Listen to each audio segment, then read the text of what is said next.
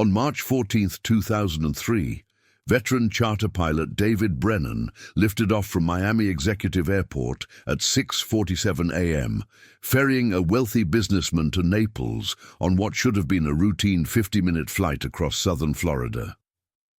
The sky stretched clear and blue that Thursday morning, promising perfect flying conditions with unlimited visibility and calm winds.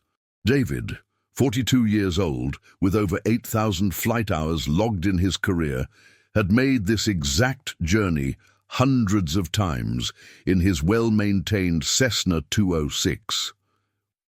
His wife, Julie, expected him home by noon for their daughter Kelly's 7th birthday party, complete with pink frosted cake and a backyard full of excited second graders awaiting his arrival.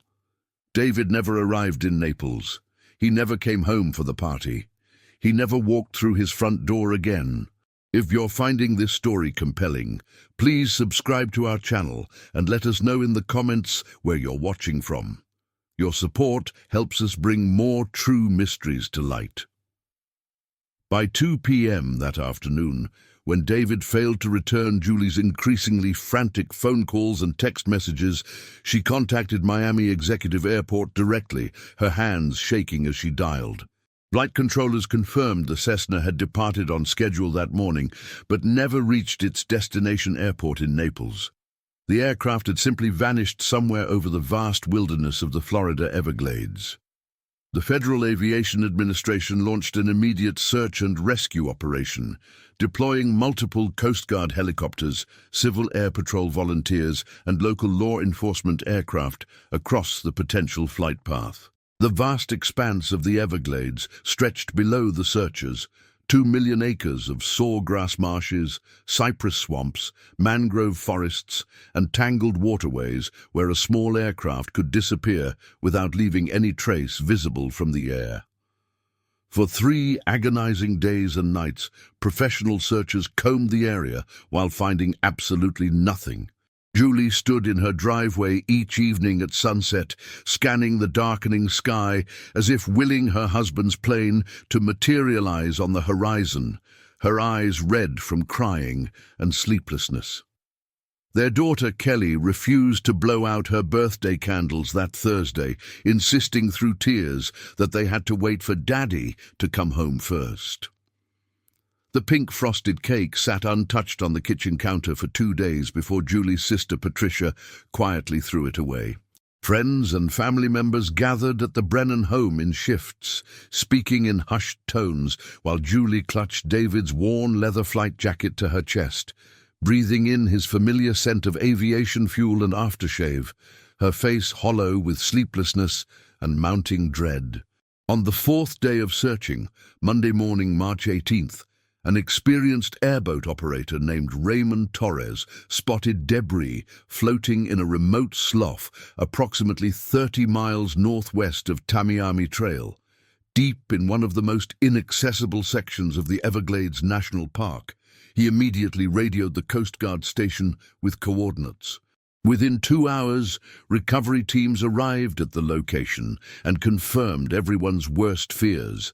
Scattered wreckage from David Brennan's Cessna 206 lay partially submerged in 8 feet of murky, tannin-stained water, surrounded by dense sawgrass and alligator-infested channels that had effectively hidden it from the aerial searchers who'd flown over the area multiple times during the previous days. What investigators discovered at the crash site that afternoon defied all conventional explanation and would haunt them for years afterward. The aircraft's aluminum fuselage bore deep, parallel gouges across both the port and starboard sides, 4 distinct marks that had raked through the aircraft-grade metal with tremendous force, penetrating nearly half an inch into the structure. The unusual pattern repeated along the wings and tail section, concentrated particularly heavily near the cockpit area. Lead investigator Frank Garrison from the National Transportation Safety Board had examined hundreds of crash sites during his distinguished 20-year career with the agency. He'd personally investigated damage from bird strikes, mechanical failures, mid-air collisions, severe weather incidents, and every other type of catastrophic aviation event imaginable. He had never encountered anything remotely resembling these bizarre marks. These gouges penetrated nearly half an inch into the metal, Garrison told his assembled team during the initial on-site assessment that afternoon, running his gloved fingers carefully along the parallel scratches while standing knee-deep in swamp water. Whatever made these marks applied absolutely massive pressure to the aircraft structure. The spacing and consistent depth suggest something raked across this plane with incredible, almost unimaginable force. This wasn't impact damage from hitting trees or the water surface. This happened while the aircraft was airborne. The mysterious gouges measured roughly 4 inches apart, center to center, running in sets of 4 parallel lines that looked disturbingly organic in nature. They appeared on both the port and starboard sides of the fuselage, with the heaviest concentration of damage near the cockpit area, where David would have been sitting. Some marks showed clear directionality, dragging from front to back along the aircraft's length as if something had gripped the fuselage and pulled with enormous strength. The wings bore similar damage patterns, with one particularly deep set of gouges that had actually torn completely through the aluminum leading edge, leaving ragged metal edges that spoke to tremendous force applied from above. David Brennan's body was recovered later that afternoon, still strapped securely into the pilot's seat, his hands still gripping the control yoke in a death grip. The cool swamp water had partially preserved his remains. The subsequent autopsy revealed blunt force trauma entirely consistent with high-speed impact with the water surface. But the medical examiner also documented defensive wounds on David's forearms and hands, fresh cuts and abrasions that suggested he'd been struggling with something inside the cockpit immediately before the crash occurred. Toxicology screens came back completely clean, ruling out any possibility of impairment. His passenger's body, identified as real estate developer Michael Strand from Fort Lauderdale, was found approximately 50 yards from the main wreckage concentration, carried downstream by current through the interconnected marsh channels. Julie Brennan collapsed completely when 2 grim-faced authorities delivered the official notification of death to her home that evening. Her sister Patricia immediately moved in to help care for young Kelly, who stopped speaking entirely for 2 solid weeks after learning her father wouldn't be coming home ever again. The small but tight-knit aviation community around Miami Executive Airport reeled from the shocking loss. David had been universally respected among pilots and mechanics alike, absolutely meticulous about aircraft maintenance, extremely cautious about weather conditions, the kind of conscientious pilot who never cut corners or took unnecessary risks with passenger safety. Multiple colleagues told investigators that David Brennan was the last person they'd expect to have any kind of accident. The intensive NTSB investigation continued for months. Specialized metallurgists examined the mysterious gouges under high-powered microscopes, analyzing the precise deformation patterns and material displacement characteristics in the damaged aluminum. The marks showed physical characteristics completely inconsistent with any standard type of aircraft damage the experts had encountered in their careers. Trees or power lines would create entirely different impact patterns with crushing and tearing. A mid-air collision with another aircraft would produce specific types of damage that didn't match what they were seeing. Even bird strikes, including impacts from large species like pelicans, hawks, or even eagles, couldn't possibly generate the kind of deeply penetrating force required to gouge half an inch into aircraft-grade aluminum sheeting. We're looking at something that gripped or struck this aircraft with absolutely immense strength, one consulting metallurgist reported to Garrison's team during a technical briefing. The parallel spacing is far too consistent and regular to be random damage from impact or environmental factors. These marks were definitely made by something with a very specific anatomical structure. The pattern almost resembles claws or talons of some kind, but scaled up to physically impossible dimensions for any known species. I honestly don't know what could have made these marks.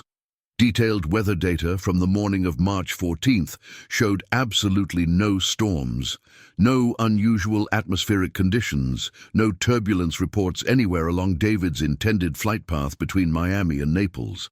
Radar tracking data confirmed the Cessna had maintained steady altitude at 3,500 feet and normal course heading until the aircraft suddenly dropped off air traffic control screens at approximately 7:23 a.m., exactly 36 minutes into what should have been a 50-minute flight, right over one of the most remote and inaccessible sections of Everglades National Park. David had transmitted no Mayday call. The aircraft's emergency locator transponder never activated, suggesting whatever happened occurred with shocking suddenness. The Cessna simply ceased transmitting its identification signal and fell from the sky. Investigators successfully retrieved both the cockpit voice recorder and flight data recorder from the submerged wreckage. Both devices were significantly damaged by prolonged water immersion, but remained partially recoverable through specialized laboratory techniques.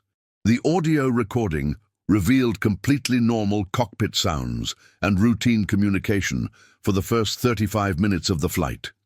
David could be heard humming along contentedly to a classic rock station playing on the radio, making his required position reports to air traffic control in a relaxed voice, and chatting amiably with passenger Michael Strand about Naples' real estate market prices and coastal development opportunities. Then precisely at 7:22:47 a.m., according to the recorder's timestamp, David's casual humming stopped abruptly mid-song. "What the hell is that?" his voice said sharply, suddenly tense with confusion and alarm. Metal groaned audibly somewhere on the aircraft's exterior. Something large scraped heavily against the fuselage, a sound the audio analysis technicians described in their report as dragging or scratching across the exterior aluminum surface by an unknown source. Michael Strand's voice shouted in obvious terror, "Oh my God, what is that thing?" The recording captured David's increasingly strained voice, attempting to radio for help. "Mayday! Mayday! Cessna! November 473, Charlie Delta, requesting immediate—" The transmission cut off abruptly, never completed. 14 seconds of absolutely chaotic noise followed on the recording. Wind rushing violently through the cockpit, metal shrieking and tearing, David grunting with obvious physical effort as he fought the controls, more heavy scraping sounds across the fuselage. Then the sickening sound of impact, then nothing but silence and water noise. The flight data recorder's information proved equally disturbing to investigators. The data showed the Cessna had been cruising normally at 3,500 feet, indicated altitude when something caused an immediate and catastrophic loss of airspeed. The plane went from 130 knots to under 80 knots in less than 3 seconds. The aircraft pitched violently nose down, rolled 15 degrees to starboard, then entered a steep, uncontrolled descent toward the swamp below. David had clearly fought the controls desperately.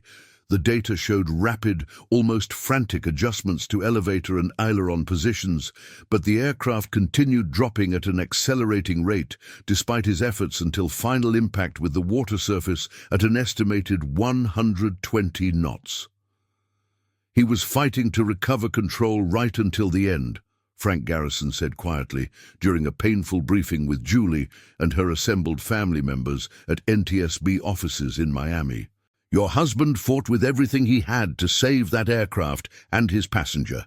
The data proves he never gave up, but something severely compromised the plane's structural integrity and aerodynamic stability during cruise flight. Something struck or physically grasped the fuselage with enough force to affect the aircraft's controllability and create an unrecoverable flight situation." Julie's eyes were red-rimmed from weeks of crying, but her voice remained steady and controlled. Those marks on the plane, the gouges everyone keeps mentioning, what exactly made them? What attacked my husband? Garrison hesitated uncomfortably, choosing his words carefully. 20 years of aviation accident investigations had taught him to stick strictly to evidence, to avoid speculation or unsubstantiated theories. But sitting across a conference table from this devastated widow and her traumatized silent daughter, he felt morally compelled toward complete honesty rather than bureaucratic evasion. Mrs. Brennan, I genuinely don't have a definitive answer to give you, and that frustrates me deeply. We've consulted with leading experts in materials science, aerodynamics, wildlife biology, and structural engineering from across the country. Not one of them can definitively explain the origin of those gouges. The damage pattern strongly suggests something biological in nature, claw-like or talon-like, but absolutely nothing native to Florida or anywhere else in North America is physically large enough or strong enough to damage an aircraft in flight the way your husband's plane was damaged. Patricia, Julie's protective older sister, leaned forward intensely. Are you actually saying some kind of animal attacked the plane while it was flying? That's what you're suggesting? I'm saying we genuinely cannot rule that possibility out based on the physical evidence, Garrison admitted reluctantly. But I also have to say we cannot conclusively confirm it either. There's absolutely no biological evidence whatsoever. No tissue samples, no feathers, no blood, nothing organic in or around the gouges themselves. Whatever made physical contact with that aircraft didn't leave any conventional biological traces we can analyze. It's unprecedented in my experience. GOUGES, the official NTSB report, finally released 4 frustrating months later in July 2003, listed the probable cause as catastrophic structural compromise due to unknown external forces encountered during cruise flight over remote terrain. The mysterious gouges were documented extensively with photographs and technical diagrams, but ultimately classified as unexplained surface damage of indeterminate origin requiring further study. The report specifically noted insufficient physical evidence to establish definitive causation and recommended continued investigation if any new information ever emerged, though no one expected that to actually happen. Julie found the bureaucratic, carefully hedged language absolutely infuriating and insulting. Her husband was dead, their daughter was traumatized, and the federal government couldn't provide any real explanation for why it happened. David's life insurance company initially refused to pay the policy claim, citing the investigation's inconclusive findings and suggesting possible pilot error or undisclosed medical conditions. Only after Julie hired an aggressive attorney and threatened protracted legal action did the insurance company finally relent, settling the full policy amount 9 long months after the crash. The mystery might have gradually faded into bureaucratic obscurity, becoming just another unexplained aviation incident filed away in federal archives and occasionally mentioned in pilot safety seminars. Except Julie absolutely refused to let it go. She began researching Florida aviation history extensively, looking for any similar incidents that might establish a pattern. What she gradually discovered in the dusty archives of old Florida newspapers, aviation safety bulletins, and historical records sent genuine chills down her spine. In April 1947, just 2 years after World War II ended, a crop-dusting pilot named Vernon Blake disappeared over the Everglades near Homestead while spraying pesticides over agricultural fields. His wrecked aircraft was recovered 2 weeks later from a remote hammock. A brief mention in the Miami Herald from May 1947 noted unusual damage patterns inconsistent with typical crash forces on the fuselage, but no follow-up article ever appeared, and the incident was quickly forgotten in the post-war period. In August 1963, A private Piper Cherokee aircraft carrying a family of 4 crashed in the Big Cypress Swamp region during what should have been a routine flight from Miami to Tampa. All 4 occupants were killed. The pilot's elderly mother told a Miami newspaper reporter about strange marks on the wreckage that looked like something had clawed the metal. But investigators officially attributed all damage to impact forces, and the case was closed within weeks. In November 1978, a police helicopter making a routine wildlife survey flight over Everglades National Park lost radio contact and disappeared. Parts of the destroyed helicopter were eventually found scattered across 3 square miles of remote swamp, leading investigators to conclude a catastrophic mid-air mechanical failure had caused the aircraft to break apart in flight. However, Julie found a brief quote from one recovery worker in a local newspaper who mentioned being disturbed by scratches that looked like something had clawed the metal components, though nobody wanted to talk about it officially. Julie compiled a thick folder of incidents spanning 6 full decades. She eventually documented 11 separate aircraft disappearances or crashes in the greater Everglades region, where recovered wreckage showed unexplained damage. Witness reports mentioned unusual circumstances, or official investigations reached ambiguous conclusions without determining definitive cause. Not all incidents showed the same parallel gouging marks David's plane had displayed, but clear patterns emerged as she studied the cases. Many incidents occurred during early morning or late evening hours when light was limited. Most happened over the most remote, least accessible sections of the vast wetlands, far from any roads or human habitation. Several involved highly experienced pilots with excellent safety records, who offered no explanation or distress call before their aircraft went down suddenly. Julie began systematically contacting families of other victims, eventually finding several others who shared her deep frustration with incomplete answers and closed investigations. A man named Robert Chandler had lost his younger brother Terry in the 1978 police helicopter crash. They told us it was mechanical failure, something with the tail rotor, Robert said during an emotional phone conversation with Julie. But Terry was absolutely fanatical about maintenance and safety. He would ground his helicopter over a single loose screw. He was that careful. And I personally saw the wreckage before they hauled it away to some federal facility. Those weren't stress fractures or normal impact damage. Something had physically torn into that helicopter with tremendous force. Julie began appearing regularly at NTSB public hearings about aviation safety, writing detailed letters to her congressional representatives and posting her compiled research on early internet forums dedicated to aviation mysteries and unexplained incidents. Some people predictably dismissed her as simply a grieving widow, desperately grasping for meaning in senseless tragedy. But others took her research seriously. A retired wildlife biologist named Dr. Helen Vance reached out after seeing Julie's documented incident compilation posted online.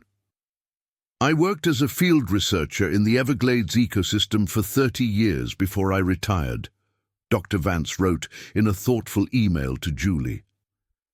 There are definitely species living in those wetlands that we haven't fully catalogued or studied properly.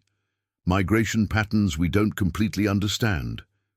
The ecosystem supports an incredible diversity of life at all levels, including multiple apex predators. While I obviously can't explain your husband's specific crash, I personally wouldn't completely dismiss the possibility of wildlife involvement in some of these incidents. Perhaps an unknown or previously undocumented large raptor species, or possibly encounters with multiple aggressive birds of prey defending nesting territory from perceived aerial threats. Julie genuinely appreciated Dr.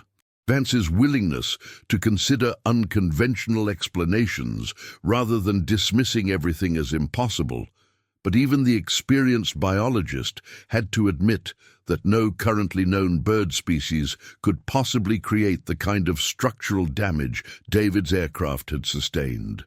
The physical force required would exceed anything documented in the natural world. Julie wasn't looking for monsters or elaborate conspiracy theories. She simply wanted rigorous scientific answers. She wanted someone with resources and authority to take the accumulated evidence seriously and investigate thoroughly instead of just filing everything as unexplained and moving on to other cases.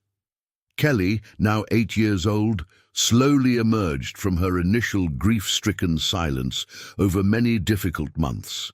She gradually returned to school, made new friends, started playing youth soccer, but she developed an intense, lasting fear of flying that persists to this day as an adult.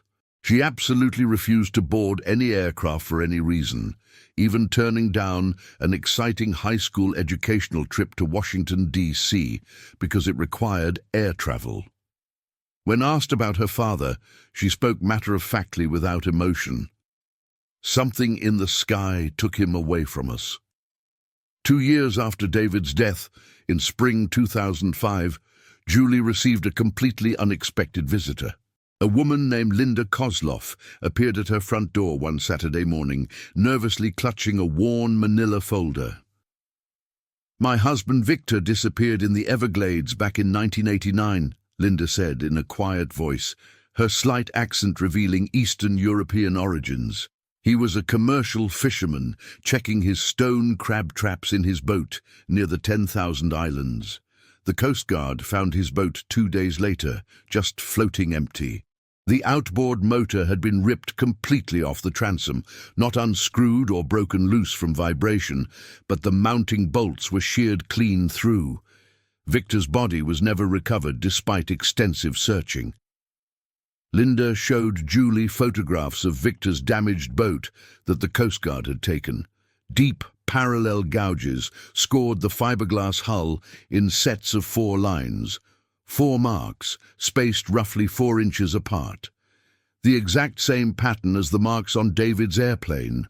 The 2 women sat at Julie's kitchen table for hours that morning and afternoon, comparing extensive notes and accumulated evidence.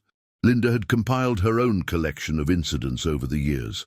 Commercial fishing boats found severely damaged or completely capsized in the Everglades with no clear mechanical cause. Shrimping vessels reporting strange encounters with something large and aggressive in remote channels.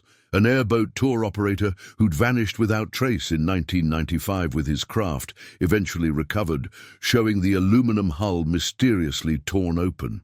"The authorities never want to investigate properly," Linda said, her voice carrying years of bitter frustration.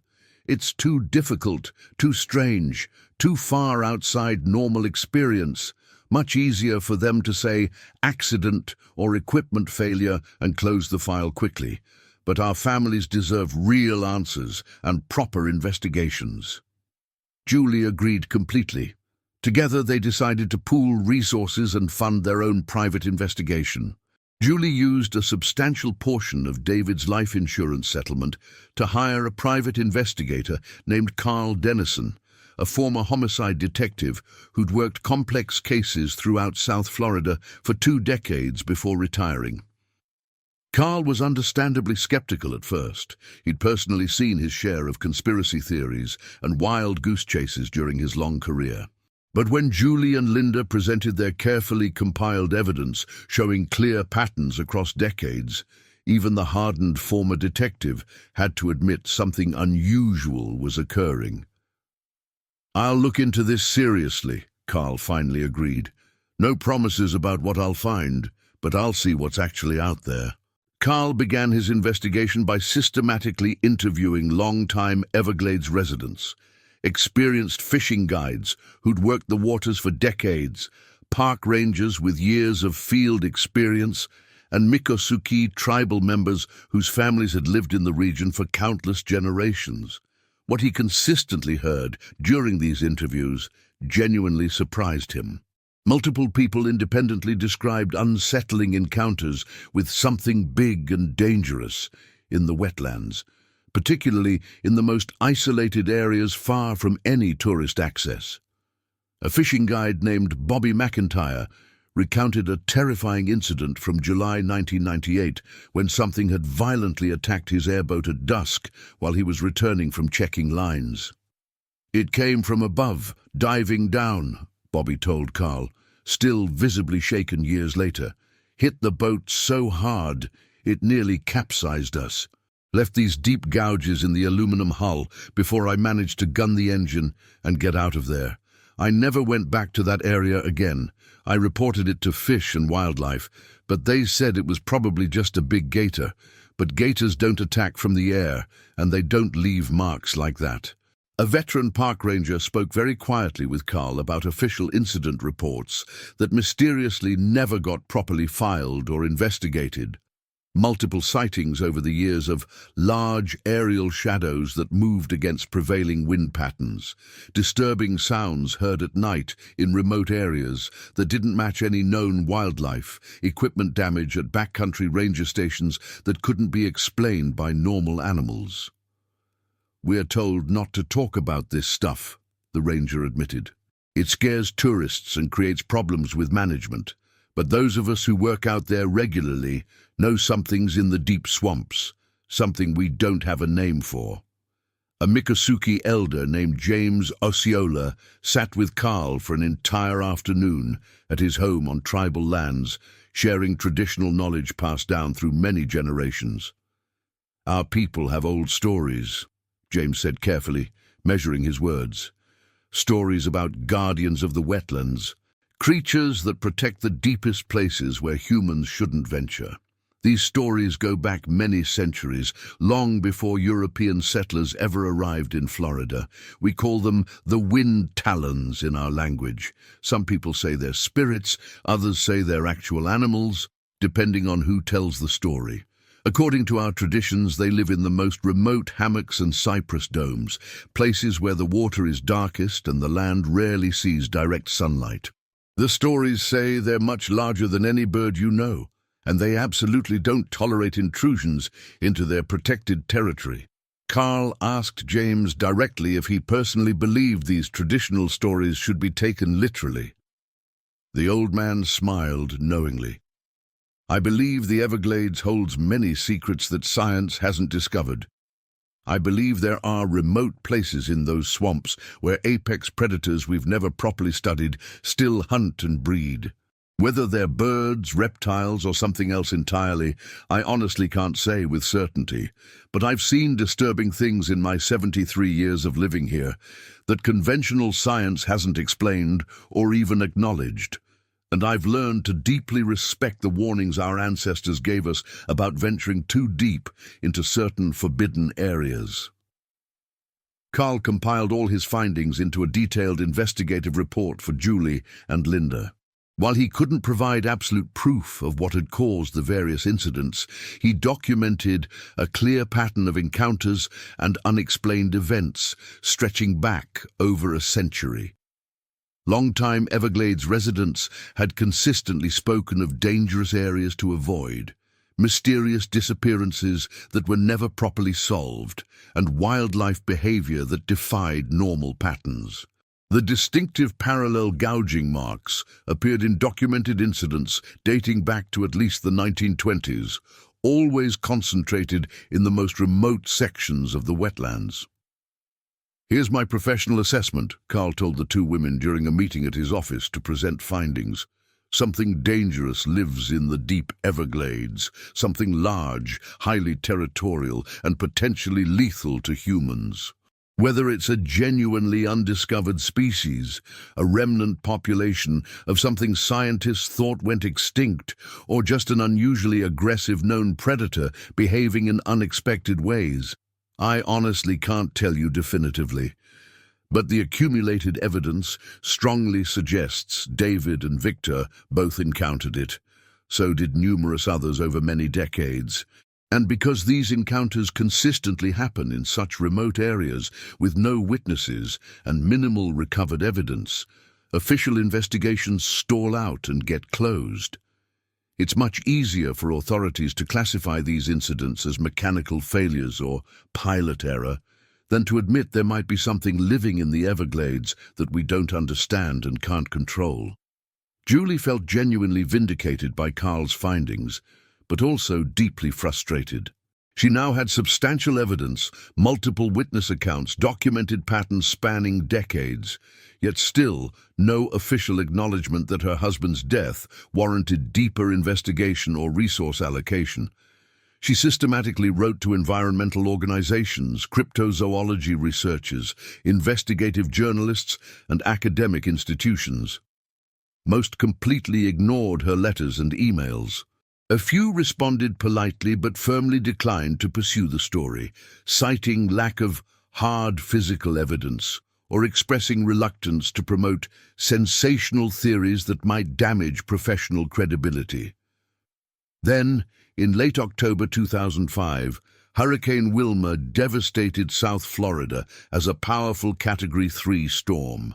The massive hurricane storm surge flooded vast sections of Everglades National Park, fundamentally reshaping water channels and exposing large areas that had been underwater or buried in sediment for decades. In the chaotic aftermath, a cleanup crew working near the Shark River Slough area found something absolutely extraordinary, partially exposed by the hurricane's floodwaters: a massive skeleton embedded in ancient peat deposits. The skeleton measured over 12 feet from skull tip to tail end, with a reconstructed wingspan estimated at approximately 24 feet based on the intact wingbone structures. The skull bore a powerful hooked beak and massive eye sockets suggesting exceptional vision. The feet showed 4 toes each, equipped with curved talons that measured 6 inches long and displayed bone density suggesting incredible gripping strength. Paleontologists from the University of Florida were immediately called to examine the remarkable remains and made a startling determination. It belonged to a species of giant raptor previously completely unknown to science, distantly related to the extinct Haast's eagle of New Zealand, but significantly larger and more robust. Initial carbon dating of the surrounding peat matrix suggested the skeleton was approximately 800 years old, buried during the medieval period. But further detailed analysis revealed something deeply puzzling. The bones themselves showed essentially none of the expected mineralization or fossilization normally seen in specimens of that age. They remained remarkably well preserved, almost fresh in their structural appearance. Dr. Amanda Lawrence, the lead paleontologist on the examination team, noted in her official report, "These remains show preservation characteristics highly inconsistent with specimens of this apparent age, while carbon dating of the surrounding peat matrix clearly indicates antiquity of approximately 8 centuries.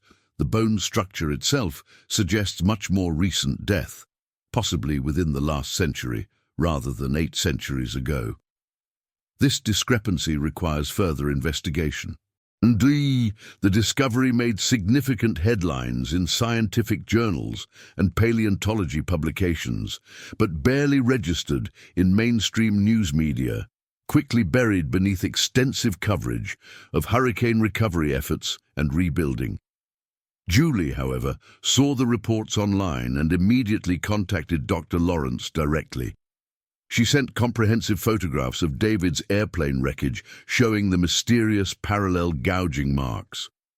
Dr. Lawrence carefully compared the spacing and pattern of the aircraft gouges to the Everglades raptor's talon structure and measurements.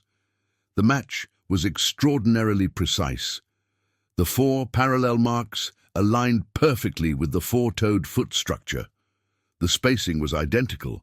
The depth and physical force required to create the damage corresponded exactly to the massive leg bones and claw measurements documented in the skeleton. "Mrs. Brennan, Dr. Lawrence said carefully during their subsequent phone conversation, choosing words precisely, "I cannot make a definitive scientific claim that your husband's aircraft was attacked by an unknown species of giant raptor. That would be speculation beyond what the evidence strictly supports. However, I can definitively confirm that the damage patterns documented on the wreckage are remarkably consistent with the talon structure of the specimen we recovered. If, and I must emphasize this, remains purely hypothetical, if a living population of these raptors still existed in the remote Everglades, an encounter with one during flight could potentially produce exactly the type of damage documented in your husband's crash investigation. Julie pressed the crucial question: do you believe they still exist, living birds in the swamps? Dr. Lawrence paused for a very long moment before responding. The preservation state of the skeleton troubles me significantly from a scientific standpoint. It doesn't fit expected timelines or normal fossilization processes. And there are aspects of Everglades ecology we genuinely don't fully understand. We're talking about millions of acres of wetlands that humans rarely penetrate, complex food chains that could theoretically support large apex predators. Would I testify in court that living giant raptors actively hunt in the Everglades today? No, absolutely not. The evidence remains insufficient for that level of certainty. But would I completely rule out the possibility? Also, no. Science requires keeping an open mind about unlikely possibilities when evidence doesn't fit conventional explanations. Julie desperately pushed for further investigation, practically begging Dr. Lawrence to pursue the potential connection between the ancient skeleton and the unexplained aircraft incidents. The paleontologist sympathized genuinely, but explained the harsh realities of academic funding and institutional research priorities. I've properly documented the skeleton and published peer-reviewed findings about a previously unknown extinct species. That represents significant scientific contribution, but launching an expensive expedition to search for living specimens based on circumstantial connections to aircraft crashes. No academic institution will fund that kind of research. It's too speculative, too sensational, too likely to damage professional reputations. I'm truly sorry, but that's the reality of modern science. Julie understood the constraints, but remained absolutely determined. She took Dr. Lawrence's published findings and compiled everything into one comprehensive document: decades of unexplained incidents, detailed witness testimonies, Carl's investigation report, the skeleton discovery and analysis, the talon pattern comparison. She titled it Unexplained Aircraft Losses in the Florida Everglades, Evidence for Unknown Apex Predator Activity, and sent copies to every relevant federal agency, scientific organization, aviation safety group, and wildlife management authority she could identify. Most recipients never responded at all. The NTSB sent a standard form letter acknowledging receipt, but noting they had no regulatory basis to reopen previously closed investigations without new direct physical evidence meeting specific standards. The U.S. Fish and Wildlife Service replied that speculation about undiscovered species required substantially more than circumstantial evidence to warrant resource allocation for formal investigation programs. 3 full years after David's death, Julie had accomplished something genuinely important, even though it felt frustratingly incomplete. She documented a clear pattern that could no longer be completely ignored by anyone who examined the evidence objectively. Her research existed permanently in the public record. Other families of victims now knew they weren't alone in their unanswered questions. And scientists like Dr. Lawrence, while unable to pursue aggressive investigation due to institutional constraints, remained professionally open to possibilities that conventional wisdom rejected. Julie never stopped searching for complete answers, but she gradually learned to live with ambiguity and uncertainty. She refocused considerable energy on raising Kelly, who grew into a thoughtful, analytical teenager with her father's love of problem-solving and scientific thinking. Kelly eventually decided she wanted to become an environmental biologist, inspired partly by her mother's years of determined research.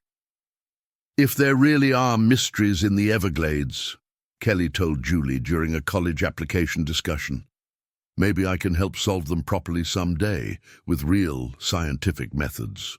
David's destroyed Cessna wreckage, after the official investigation concluded, was transported to a federal storage facility in Atlanta, where the NTSB maintained materials from unsolved cases.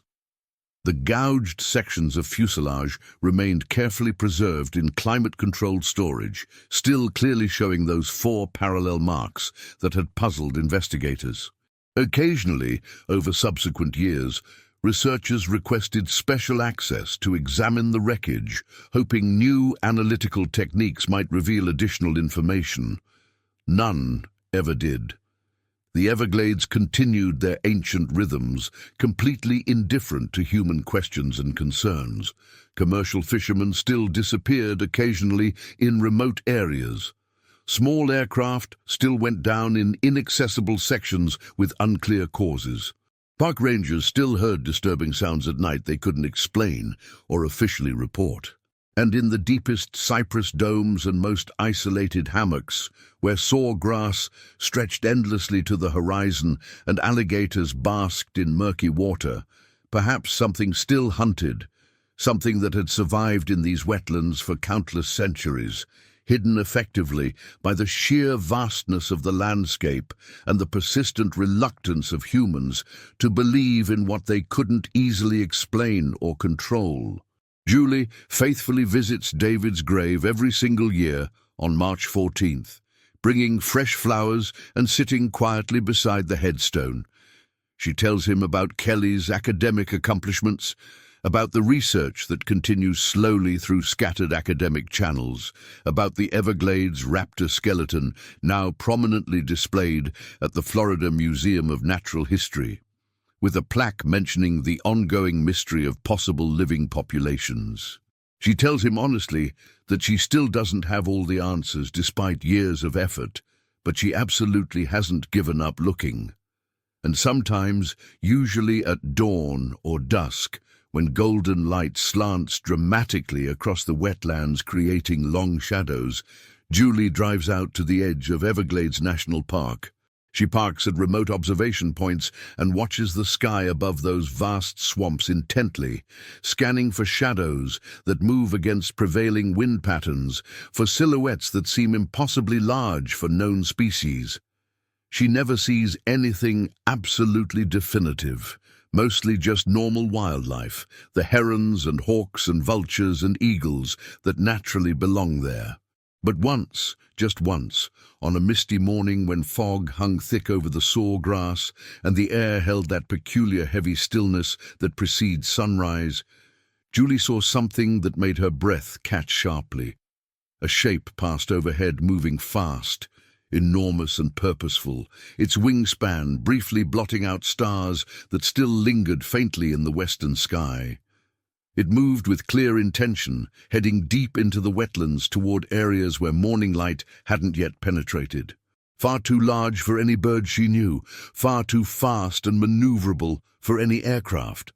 There and gone in perhaps 5 seconds, leaving her genuinely wondering if she'd really seen it or just wanted to so desperately that her grieving mind had conjured it. She never mentioned that single sighting to anyone, not even Kelly. Some experiences exist beyond proof, beyond documentation, beyond the ability to convince skeptics. Julie simply noted the precise date and time in her research journal, adding one more entry to years of careful observations and persistent questions that might never be fully answered. The Everglades keep their secrets closely guarded. David Brennan's death remains officially unexplained in federal records. The parallel gouges on his aircraft endure in climate-controlled federal storage, permanent testament to an encounter that defied all conventional explanation. And somewhere in those 2 million acres of wetlands, in the deep places where humans rarely venture and sunlight barely penetrates the dense canopy, perhaps the answer still lives. Hunting, fiercely protecting ancient territory, remaining hidden through some combination of vast landscape and human unwillingness to accept what accumulated evidence clearly suggests. Julie continues forward with her life, carrying both profound grief and stubborn determination. Kelly pursues her education in environmental biology with passion, inspired by mysteries her father never lived to solve. The scientific community remains generally skeptical, but not completely closed to unlikely possibilities. And the Everglades, ancient and enduring and ultimately unknowable, hold their truths close, vast, dangerous and mysterious in all their ecological complexity, perhaps harboring secrets that humanity isn't quite ready to discover or accept. David Brennan's story ended in those primordial wetlands on March 14, 2003, but the larger mystery continues, waiting patiently for whatever answers time and human persistence might eventually reveal to those brave enough to keep searching.